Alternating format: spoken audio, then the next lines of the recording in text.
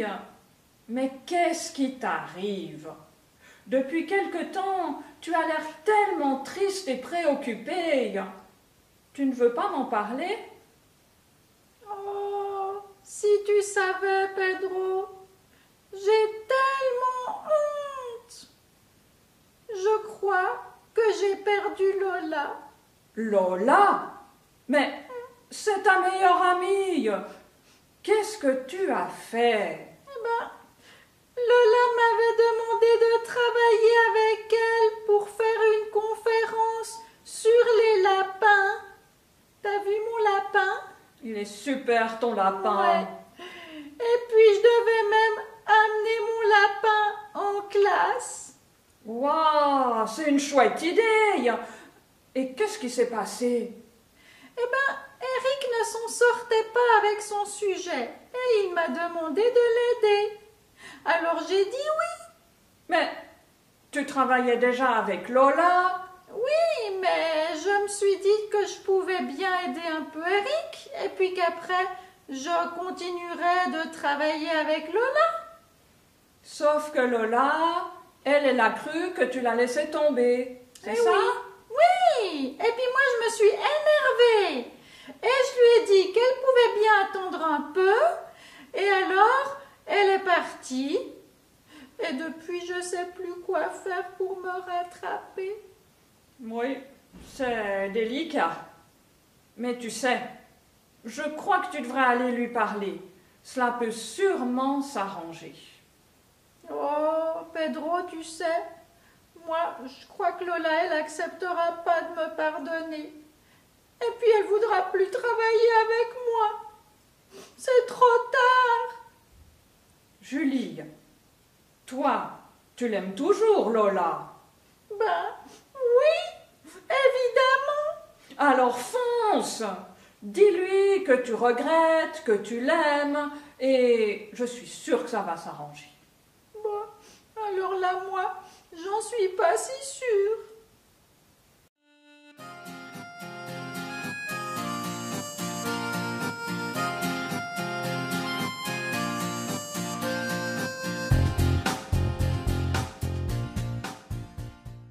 Julie est vraiment inquiète.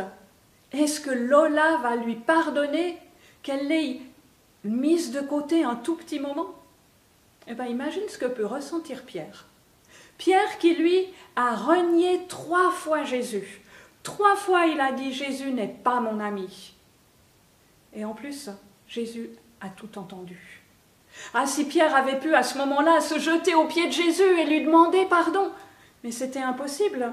Jésus était entouré des gardes, des chefs religieux. Pierre avait même bien trop peur. Et après, c'était trop tard. Jésus a été condamné, il est mort, cloué sur la croix. Et pour Pierre, ce sentiment d'avoir renié son ami, d'être coupable de l'avoir mis de côté, c'est comme si c'était un immense poids qui pesait sur lui et dont il ne peut pas se débarrasser. C'est lourd à porter. Il aurait fallu que Pierre comprenne que si Jésus est mort sur la croix, c'est justement pour nous enlever ce poids de culpabilité. C'est pour pardonner nos fautes.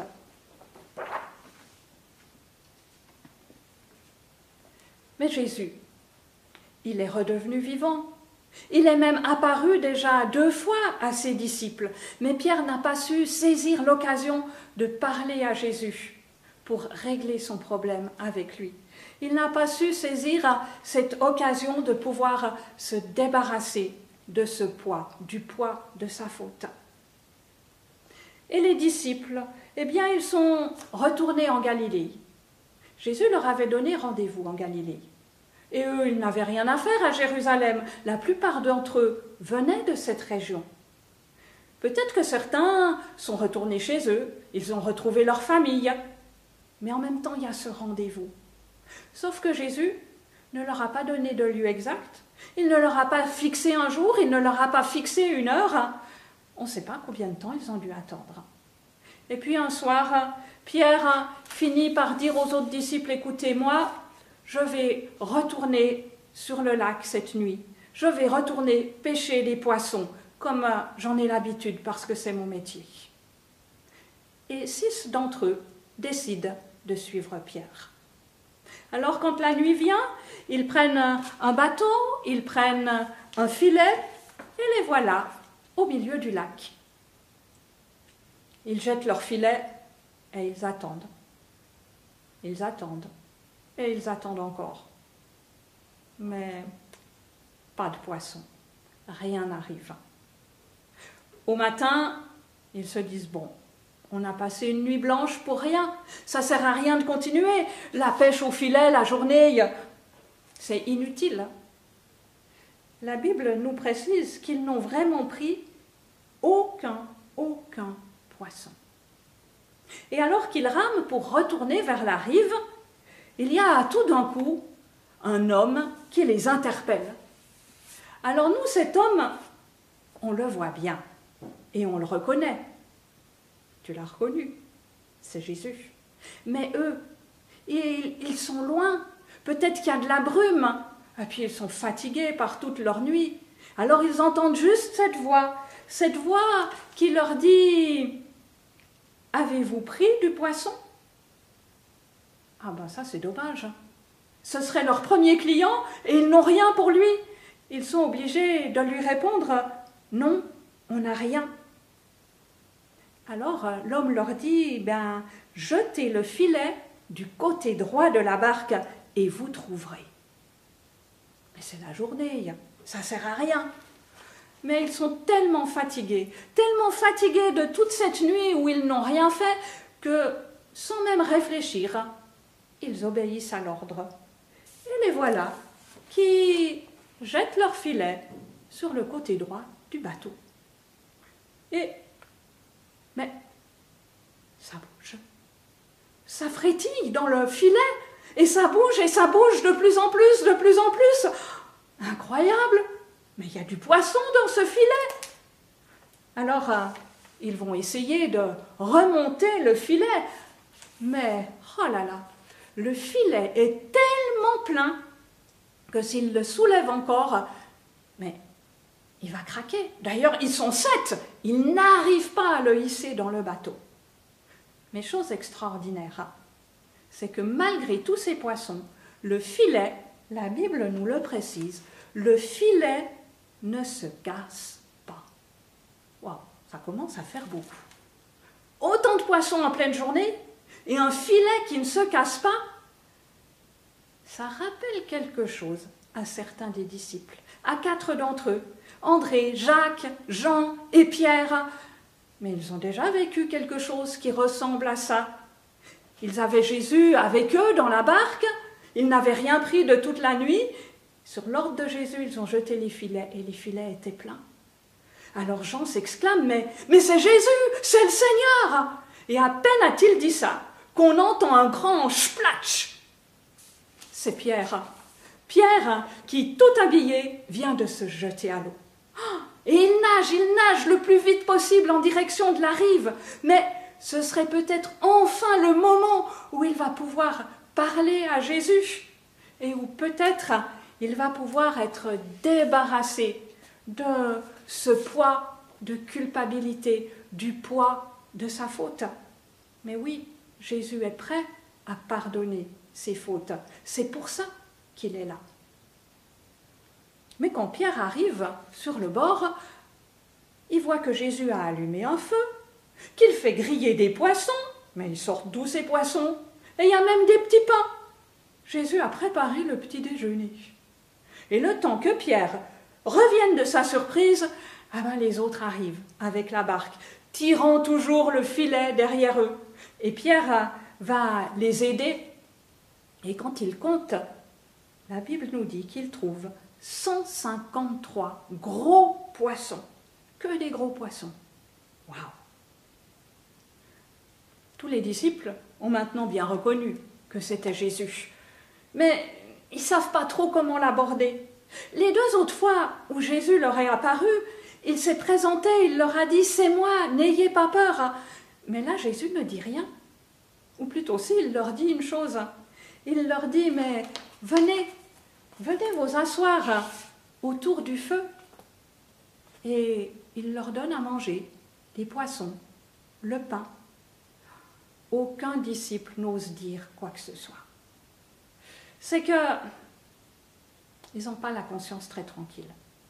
Si Pierre se sent particulièrement coupable parce qu'il a renié Jésus, les autres, ils ont abandonné Jésus quand il a été arrêté.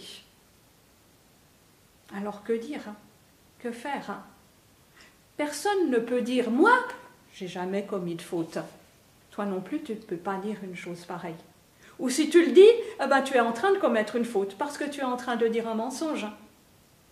Tu as besoin de savoir que oui, Jésus pardonne nos fautes. Il a donné sa vie pour ça. Mais pour que tu sois débarrassé du poids de cette faute, il faut que tu puisses parler avec Jésus. Tu as quelque chose à lui dire. Et Jésus, voyant que Pierre n'ose pas faire le premier pas, il va se mettre à parler avec lui. Il le prend probablement un petit peu à l'écart. Mais que va-t-il lui dire? Moi, quand j'ai commencé à donner des cours pour les moniteurs, on nous disait, pour qu'ils comprennent bien, posez-leur des QPR. Questions pour réfléchir. Si vous leur donnez toute la théorie, ils vont en retenir qu'un petit bout. S'ils doivent réfléchir pour trouver la solution, ils en retiendront beaucoup plus. Alors, mais quelle question Jésus va-t-il poser à Pierre pour le faire réfléchir? Eh bien, Jésus va demander ceci à Pierre. Il lui dit, Pierre, m'aimes-tu plus que ne m'aiment les autres disciples? Ah, Jésus, il le connaît bien, Pierre. Pierre, c'est vraiment le disciple du plus. Ah oui, c'est lui qui fait le plus de choses avec Jésus, c'est lui qui répond le plus aux questions de Jésus, et c'est lui qui était le plus fort pour défendre Jésus. Ah oui, mais Pierre a bien vu où le menait son orgueil, à juste se sentir plus coupable vis-à-vis de Jésus. Alors l'ancien Pierre aurait certainement répondu « Mais bien sûr Jésus, mon amour à moi est plus grand que celui de tous les autres disciples réunis. » Mais là Pierre se contente de répondre bien modestement « Mais Seigneur, tu sais que je t'aime. » Et Jésus lui dit alors « Eh bien, viens avec moi, occupe-toi de ceux qui croient en moi. » Puis Jésus va poser une deuxième question à Pierre. Qu'est-ce qu'il lui demande? Eh bien, il lui demande, Pierre, m'aimes-tu? Pierre est un peu étonné, mais c'est la même question. Alors, il répond de la même manière. Seigneur, tu sais que je t'aime. Et Jésus lui demande de nouveau, eh bien, viens prendre soin de ceux qui apprennent à croire en moi. Puis voilà que Jésus pose une troisième question à Pierre. Et il lui demande, Pierre, m'aimes-tu?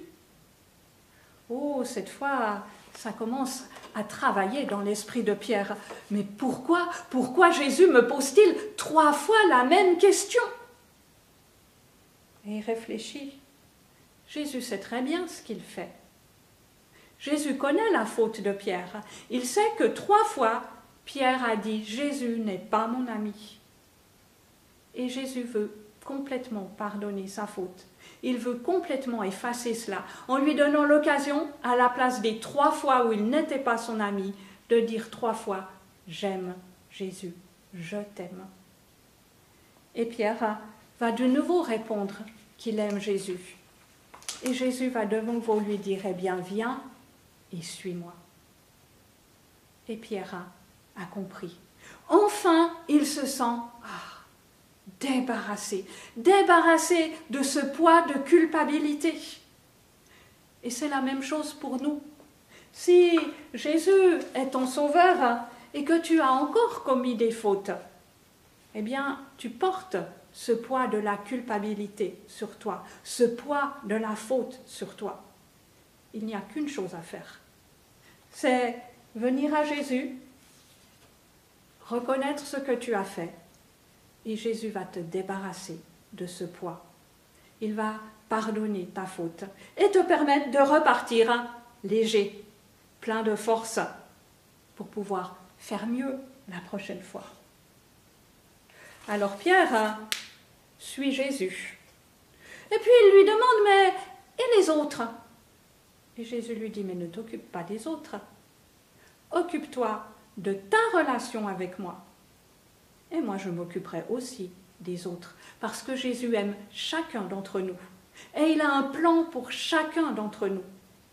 Chacun peut lui demander pardon. Et si aujourd'hui tu découvres, mais c'est fantastique d'avoir un sauveur comme ça, un sauveur qui ne nous gronde pas quand on se trompe, mais qui nous pardonne et nous aide à repartir, tu te dis, mais moi j'aimerais un tel sauveur. Tu peux simplement dire à Jésus, oui, j'ai besoin de toi. Je crois à ce que tu as fait à la croix pour moi. Sois mon sauveur. Et Jésus va entrer dans ta vie. Il va te pardonner. Et tu vas pouvoir marcher avec lui, comme Pierre est maintenant prêt à marcher de nouveau avec Jésus.